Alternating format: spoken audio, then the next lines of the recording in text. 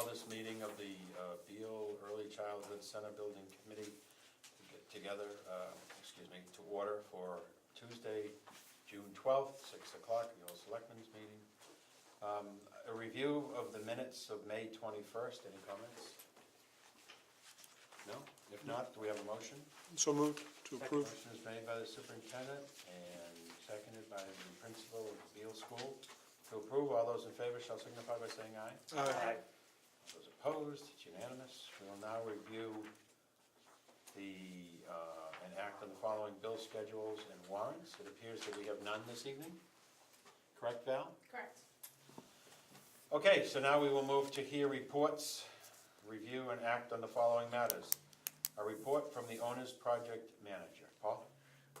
With respect to the schedule, the project remains on schedule since, and I'll give just a brief overview and leave the details of the design progress to LPA, but since early last month when the PSR, Preferred Schematic Report, was submitted to the MSBA, design efforts began immediately on the schematic design, this current phase of design that we are in, and the MSBA has reviewed the Preferred Schematic Report. There was a meeting last week in Boston where the Facilities Assessment Subcommittee, as a subcommittee to the MSBA Board of Directors, they had reviewed the PSR and have recommended it be executed by the Board of Directors at the next meeting. And some very high praise was for the educational program. I'll let Katie talk some more details about that. And the MSBA's comment on the PSR design are very minor, and they're being worked on, and some of them will be submitted to the MSBA and an official answer. Other ones will be incorporated into the schematic design. But the comments are routine, and the quality of design has been, as well as the quality of the design of the building, as well as the educational program that the building is being built around, have all been highly praised by the MSBA. We're on target to submit the schematic design to the MSBA in 3 months. It's on September 12th, 2018. So this process will be similar to some of the previous processes in that we will show the committee the cost estimates, we'll give the committee the opportunity to review the design documents and before they are submitted to the MSBA. But what's different about this estimate is this estimate that gets submitted to the MSBA will be what establishes the project budget for the rest of the way forward. So that's all I have to report on schedule. If anybody has any questions, well. Any questions? No? Okay. Okay, I'll defer to Deb Scher for the budget. All right, so I handed out the budget summary. Just added a couple lines at the bottom. Amendment 4 has been added to LPA's contract. That's what you voted on May 21st. So their total contract value is $837,721. PMA's remains at the $242,556. So the total contract values are $1,080,277. Costs incurred to date. Total invoicing is $601. So balance to finish to equal the $1.2 million is $598, but right below that we added the encumbered to date. So that's everybody's contract plus a couple of miscellaneous invoices from Ecotech. So encumbered to date is the $1,087,67, leaving $119 and change of the 1.2. And then below are the pro-pay, status of pro-pay submissions. So Deb, when you encumbered, did you encumber any and all of the amounts approved on the 21st for the Yes, additional that's work? in. So you've encumbered everything? Everything that Great. PMA is aware of that you guys have encumbered on this project is in the 1.08. Great, Yes. thank you. Mr. Cave, could I ask Patrick. one clarification? I know that the building committee all has the memo from the Mass School Building Authority. And Paul, I was wondering if you could just highlight for us, because it's updated information with respect to the nominal reimbursement rate in the various categories that they've eliminated in here, so that the entire building committee is aware of those positive changes. Yes, there was some very good and unexpected news with respect to the MSBA's review and of the incentive points that are applied in addition to the base reimbursement rate. And we didn't think this project would be eligible for the 1% incentive for using the CM at risk project delivery method. because it has been discontinued, but it was discontinued after the date this project entered into the capital pipeline, so we will be eligible for an additional 1% that we're not anticipating. So that's good news. And also the maintenance, they came in at 1.7 for our maintenance Right, and I procedures. think I might have been carrying 1.5 in our assuming 1.5 in our estimate, so that's another extra. And then the 2 points, they delineated in here, the 2 additional points predicated upon the lead 4 energy environmental code, correct? So we're up to over 54, almost 54.86 Yeah. nominal, which I thought was very good news. So we got the kind of green building, maintenance points, and then the CM at risk as incentives. So that was really good to see affirmed by the Mass School Building Authority. Anything else? Anything else, Kevin? Nope. No, that's all we have. Then we'll That's good. Okay. And next up is the report from the architect. Okay, as Paul said, we're embarking on schematic design now, and although we submit that to MSBA mid-September, we have to have it complete by August 1st in order to do our cost estimating, so it's a very busy time for us, and we have scheduled a number of meetings, which have been very detailed programming meetings, the food service, a meeting today which is interdepartmental with the town. A project like this touches just about every department, even Parks and Recreation for the play fields. We're working with the engineer regarding the surveying, and all elements. It's certainly security with police and fire.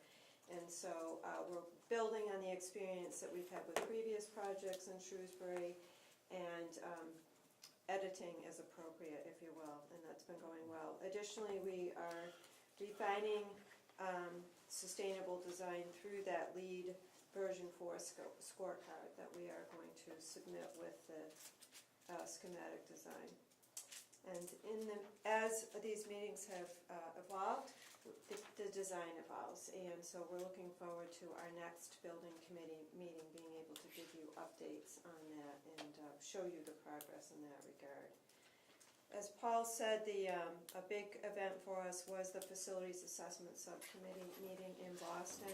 This is a landmark event. They have many senior staff from MSBA present, as well as board members that participate, including one who's a representative of DESE, and another that is an educational background. And I've been to many of these. I'm sure PMA has as well. And the statement was that the educational plan, which was what was produced by the educational district here, was the best that they have seen. So it was really a moment of pride for us to be sitting at the table, it's fair to say, in terms of being on that team. And really terrific. That's our experience, but to have them actually reinforce that was fantastic and not common. Trust me, very much not common.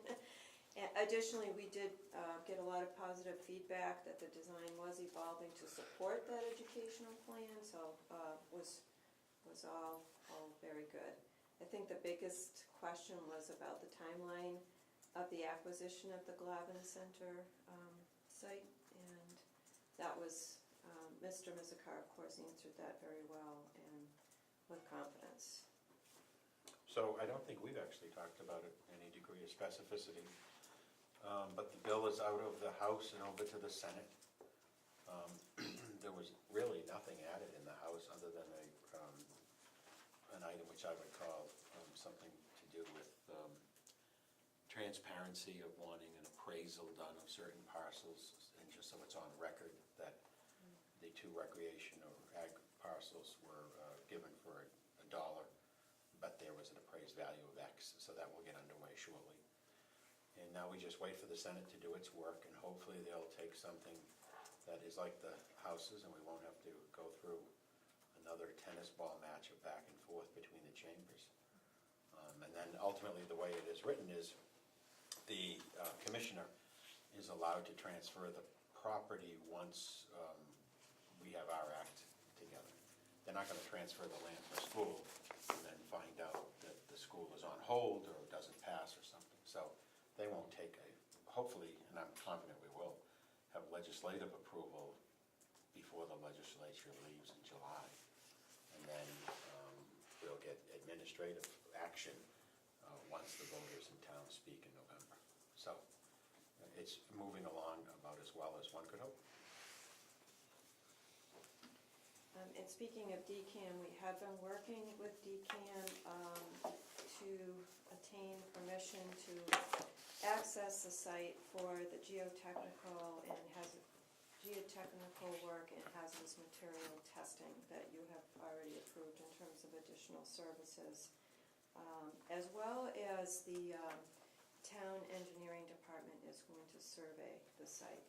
So we are progressing as expeditiously as we can in that regard. And that will certainly help us feel a little bit closer, understanding regarding the expenses relative to the site, including the hazardous material abatement. There are a few issues that have been surfacing in these meetings that we've been having that are interesting, that are more town-wide elements that should be considered by the building committee at some point. Well, I don't know that, one was making, potentially allowing the school to be a site for polling or voting. And I think there was consensus that made sense. That's a low bar for us to achieve. It doesn't affect our design, but there were some other points that came up. Now that the site is defined, the scale of it, the fact that it's going to be used year-round, it brings forward other opportunities for the building to be used. So we'll be vetting all of those just as it goes forward, and certainly the building committee will be interested in that. Mr. Chairman? Yes. Along those lines, I understand that came up in a meeting earlier today, and as those here in town, many know that two of our schools currently are used as polling places, Spring Street School and Coolidge School. And although certainly we continue to cooperate with the town clerk's office and work through those issues in terms of elections, it is still should be noted that the election days when school is in session are disruptive to the educational process. And they do raise, for every year we tend to get feedback from some parents of concerns, particularly in this day and age, relative to security and relative to not knowing who's on campus and being able to control access. Shrewsbury PD has been terrific about sending officers to man those locations, as they always do for polling places. And the design is important relative, and I think the design as it currently stands would probably work fine. It is easier to control that access at Spring Street School, for example, where there's a direct entrance into the cafeteria, or the gym area rather. At Coolidge, that's more difficult, especially given handicapped access. So it is something that we would certainly want to process as a school department before coming to some level of agreement about potentially doing that at some future date. At the same time, recognizing that the town has difficulty finding enough places, given the size and the precinct setup, for polling to take place. So that, just to be clear, we try to schedule so that, for example, the major November election is on a parent conference day, so school is not in session, but between primaries and spring annual elections and things of that nature, it does add a level of complexity that does create issues for the school operation on those dates. So that's just a reality we have to deal with. I didn't say anything, but my reaction to that was, okay, it's nice to plan in case there's a catastrophic event where we're currently voting in that precinct. But I don't think at our discussion of polling places last year, we consolidated precinct 2 to this building simply because we felt this room was adequate to do so, and that's a rented space. But I think there's agreement and recognition on the Board of Selectmen that we would love to not be near schools for election purposes if there was another viable option on the north side of town. So it's good, fine, you'll have a gymnasium, so push comes to shove, you can put ballot boxes here, but I don't detect any desire to further complicate a school situation with voters, frankly, so. That's a good one, but I don't think anybody's eager to move. Okay, I think it's. If SAC Park were to evaporate, Well, that then we was, would I need a believe, second I plan, but believe that not was a part primary of it, objective. just as a fallback, Yeah. because there are some privately owned polling places Yeah. now. So to get them into, I think that was the tenor, to get them into town control would be a benefit. I'm not so sure everybody would agree with that, but it's always good to have a backup plan. And so there are probably a number of other Yeah. issues along those lines that will require some reasonable discussion. But we'll have to get there with those pretty quickly to determine if Do they you want should those on the July meeting then? scope or not. That would be fine with me. All right. Very good. That is all I have unless there are other questions. Any other questions for the architect?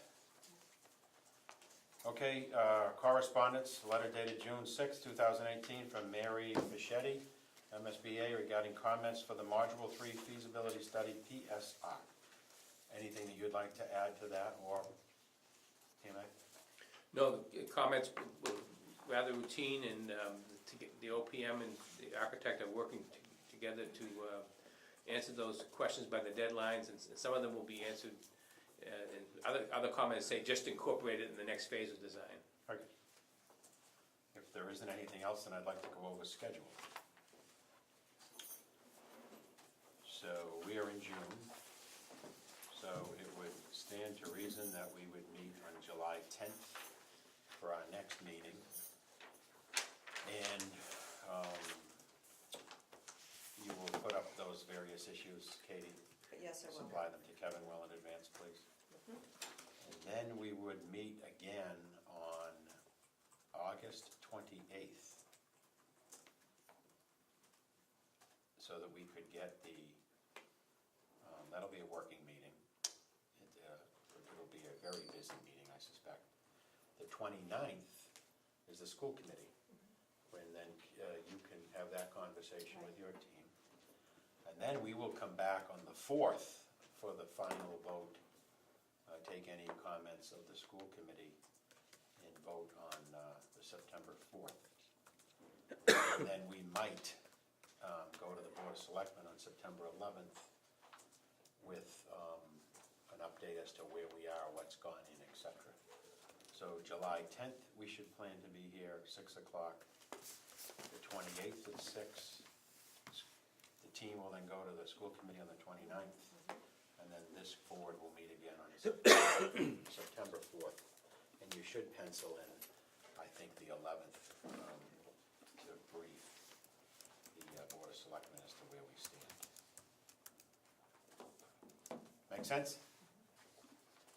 Okay, and I would appreciate if people are gonna be on vacation, if you could funnel any possible misses to Val in case she does a quick tally. And these are, we're hitting some important meetings, quorums, obviously, so if Val sees that we're coming up to a quorum issue, we can then jigger the meeting one way or the other to make sure we have a quorum, provided the workflow allows for that to occur. All right, anything else for this evening? And there was initially Yes. something for potentially August 14th for a Beal meeting, is? Yeah, I'll tell you, it doesn't seem like the workflow would make that meeting, you'll see the architect out rolling eyes, not so sure, so. I'm not rolling my eyes, I'm sorry. No, not in a bad way, but in a like, So it didn't seem like we would have a reason for that There I meeting. roll my eyes. So we'll, keep it penciled if you'd like. That's when we would normally meet, but we'd be better off meeting when we've got a chunk of work to do. And it seems like that would be more completely achieved meeting later in August. Great. All right, anything else? Another motion to adjourn? So moved. Motion been made and seconded by Ms. Frick to adjourn. All those in favor shall signify by saying aye. Aye. Opposed? We're unanimous. We're adjourned. Thank you.